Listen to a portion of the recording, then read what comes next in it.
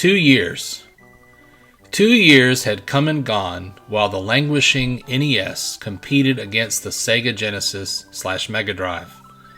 The Super Nintendo was coming, and the whole world knew it. But Nintendo was not coming into the market second, but third. New competition in the form of the TurboGrafx/PC Engine meant the market was getting crowded, and for the first time since 1985, Nintendo did not dominate in North America. But that's not the worst of it.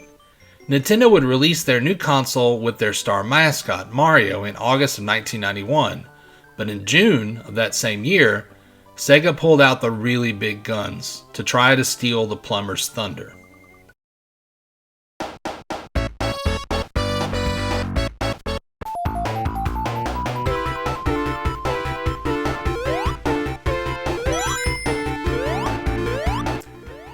He was 90s cool, totally rad and fast. Standing the plumber next to him and just looking at the two of them, kids in North America had to admit, Mario looked old, Mario looked slow, Mario looked like their dad. Super Mario World being good was not going to cut it. Super Mario World had to be the best. The best looking, best playing, best controlling, most innovative game Nintendo had ever made. It had to be miraculous. Nothing else was going to do. But how do you make a miracle years in advance for hardware that's not finished yet? With Miyamoto stepping into the role of producer and handing directorial duties to Takashi Tezuka, the team did not want to make another Mario game. In order to get their feet wet developing on the new hardware, they experimented with porting Mario 3 to the new system. It looked amazing, but it felt the same. Miyamoto encouraged them to do more. More coins, more levels, more power-ups, more mechanics. The Super Famicom could do more, so they needed to deliver more. This more is more attitude led to the team searching for ideas they had pitched before, but could not implement because of the NES's limitations. Digging through Miyamoto's sketches led to an uncovering of an image of Mario riding a horse. With the dinosaur theme already settled on for the game, Tezuka asked designer Shigefumi Hino to design a reptile mount for Mario. With some trial and error, Hino came up with Yoshi's final design. Riding Yoshi introduces another way that the team expressed its desire to do more. Koji Kondo was thrilled with the increased channels of sound. He essentially used the same melodies from the previous Mario titles, but iterated on them, moving further from their original structures as the game progressed. Sound effects were often based on instruments, like drums substituting for stomps, giving the game a very advanced instrumentation and diversity of sound for the time period. This combination of tradition and advancement gives the music a familiar, but also very modern soundscape.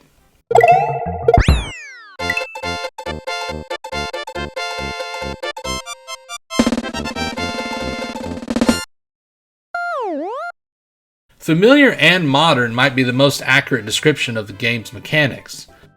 This is Mario, but with the limitations of hardware removed. Nowhere is this more apparent to the player than with the colors.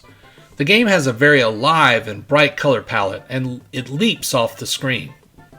I would not say Mario 3 is an ugly game, far from it, but Super Mario World feels like such an enormous jump in quality. The sheer volume of elements on the screen at any given time can be overwhelming and is truly impressive. The stylized graphics complement the color palette beautifully.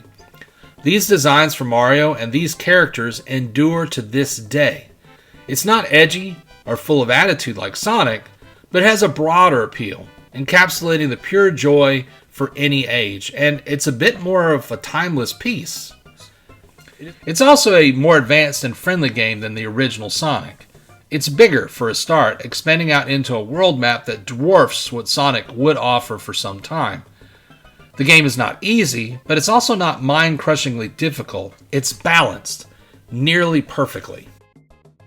Let's get into it. The very first feature of the game that you are shown is the world map. From the start, you have 3 options: Yoshi's House, Level 1, Level 2.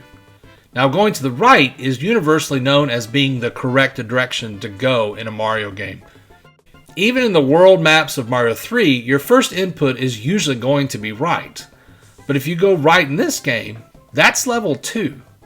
Some players will likely not notice this designation, but it is significant.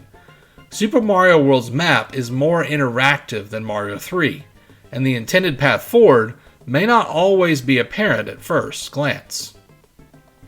Going left will reward the player with the discovery of the yellow block switch. You do not need this to beat the game. It can add mushroom blocks that can be used in those levels and platforms in difficult areas. A seasoned player may forego this path altogether, but for beginners, it provides a leg up. Super Mario World allows for tailored difficulty through multiple pathways forward.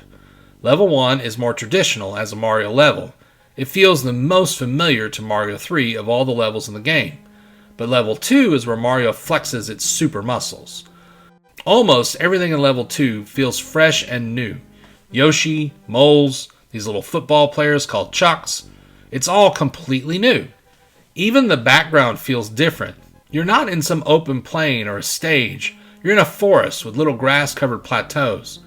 All this culminates in the very first castle. Mario pulls up outside, jumps off Yoshi if you have him, and strolls into the castle. Beating the level and the boss, Mario recovers a Yoshi egg and heads to the next area. That's the loop. Enter, beat levels, destroy the castle, and move on. However, Mario World introduces some mechanics to continue to provide the player with multiple paths forward. But first, you may have noticed a key feature was missing from the very first world that defined Mario 3. Don't worry though, they didn't forget. They just wisely chose to hold it back until you got some time with Yoshi. The feather works very similar to the Tanuki tail, but you do not have to tap the button to keep Mario afloat. Mario will fly to a set height and distance before gliding back down. But to extend Mario's flight, the cape can be used to glide. Cape pumping means with skill, almost every level can be navigated from start to finish. It's like the P-Wing, but skill-based. Also introduced in this level is the first key. The keys are a means by which alternative paths can be unlocked through levels. Every one of these world map levels have colors on them.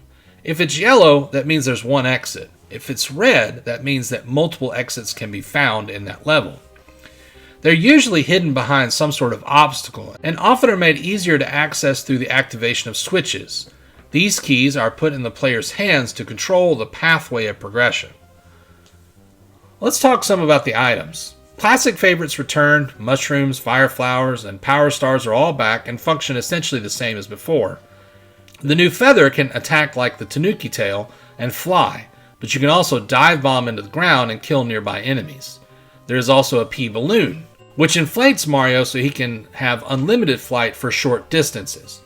Yoshi gets his own unique flight power-up as well in the form of the wings. If your Yoshi is blue, he can fly when consuming any turtle shell. So yeah, Yoshi comes in colors, and consuming certain colored shells can make a green Yoshi power up with the corresponding colors effect. Colored Yoshis are often hatched from eggs and need to be fed in order to grow them into adult versions. In addition to coins, there's also Yoshi coins or dragon coins, 5 in almost every level, which can be collected to earn an extra life.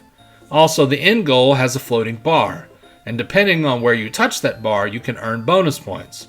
Earn 100, and you get a special bonus level where you can potentially earn extra lives. Controlling Mario has some new tricks that utilize the extra features of the Super Nintendo's improved controller. Mario has a second jump button that is a spin attack that can break blocks, protect Mario from some sharp objects, and outright destroy certain enemies.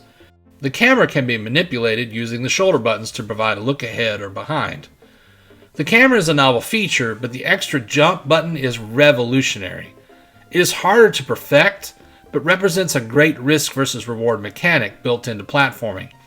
You can beat the whole game and never use it once, but having it allows for high-level players to pull off some truly impressive feats.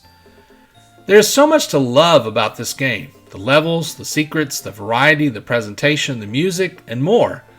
It's difficult to find any flaws with it. It does so much right. But there are one or two things that I think are worth mentioning. Most of the boss fights are pretty trivial except for Bowser, as his battle is appropriately epic. For first-time players, he strikes a balance between difficulty without venturing into frustration. I do think that the instant power-up option is an excellent addition, but I do miss the ability to bank items. But I do think the addition of this feature would likely make the game a little too easy. Those are my thoughts on Super Mario World. While not my favorite 2D Mario, I will freely admit that it is the best. It really has not been topped since, and I cannot think of another game in its genre that outshines it. Given the circumstances of its development and the time period in which it was made, it makes its achievement even more impressive. It defines not only Mario, but also Nintendo to this day. If somehow you missed it, you need to play it.